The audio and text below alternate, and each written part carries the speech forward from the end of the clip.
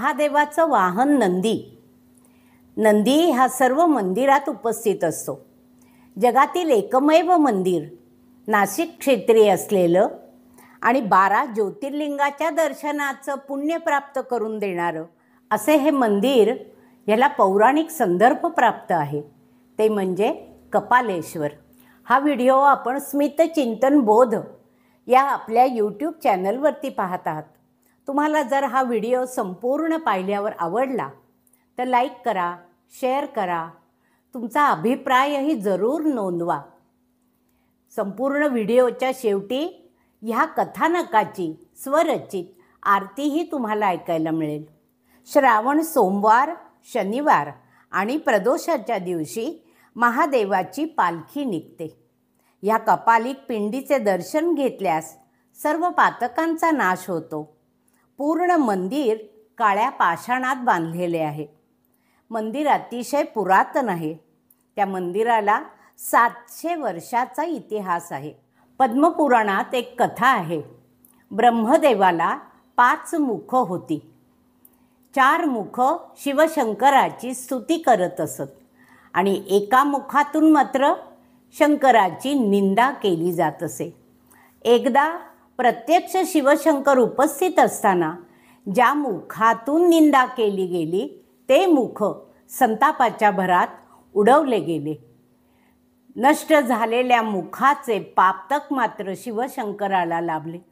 त्रिखंडामध्ये फिरूनही त्या पातकावरचा उपाय त्याला प्राप्त झाला नाही.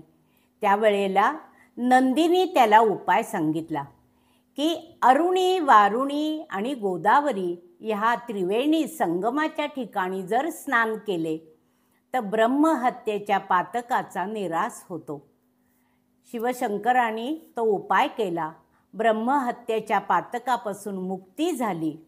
नंदी ह्याला गुरुस्थान त्या ठिकाणी दिले, म्हणून कपालेश्वराला नंदी उपस्थित नाही. इतक्या पुरातन असलेल्या ह्या मंदिराचा विध्वंस औरंगजेबाने केला असा उल्लेख आपल्याला सापडतो. ते साल होतं 1680. पुढे 1738 साली हे कोळी समाजाकडून मंदिर बांधलं गेलं. 1763 साली त्या मंदिराचा जगजीवनराव पवार यांनी जीर्णोद्धार केला.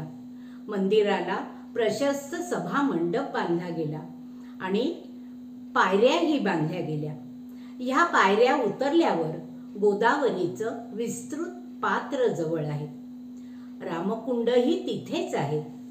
दशरथाचे श्राद्ध श्रीरामाने तिथे केला असा उल्लेखही आपल्याला सापडतो. जवळच नारायण मंदिर आहे. हरिहर भेट हीही ह्या दोन्ही मंदिरांमधून केली जाते. भद्रकाली मंदिरात देवीला साज शृंगार कपालेश्वराहून जातो आणि शिवशक्ती यांचे मिलनही घडले जाते असा उल्लेखही आपल्याला वाचायला मिळतो. पद्मपुराणातील या सगळ्या कथानकावरची एक स्वरचित आरती ऐकूया. जय देव जय देव जय जय शिवशंकरा, ब्रह्महत्येच्या पातकातुनी वाचवी प्रभुवरा. जय देव जय देव. 5 मुखांचा ब्रह्मदेव जो इंद्रसभा सजवी, मतभेदाने वातावादी दोघांची जिरवी. 4 मुखातून वेदघोष अन एक करी निंदा, शीघ्र कोपी महादेवाना सहन होई निंदा. शिर उडविता ब्रह्महत्या पापाना थारा, ब्रह्महत्येच्या पातकातुनी वाचवी प्रभुवरा. जय देव जय देव. कथा असेही पुराणात हो नंदीच्या नसण्याची, उपाय सुचवी शंकरांना पाप नष्ट करण्याची. गोदावरी रामकुंडी स्नानाने पातक ते जाते, त्रिवेणी संगमी स्नान करावे शुद्ध ते करते.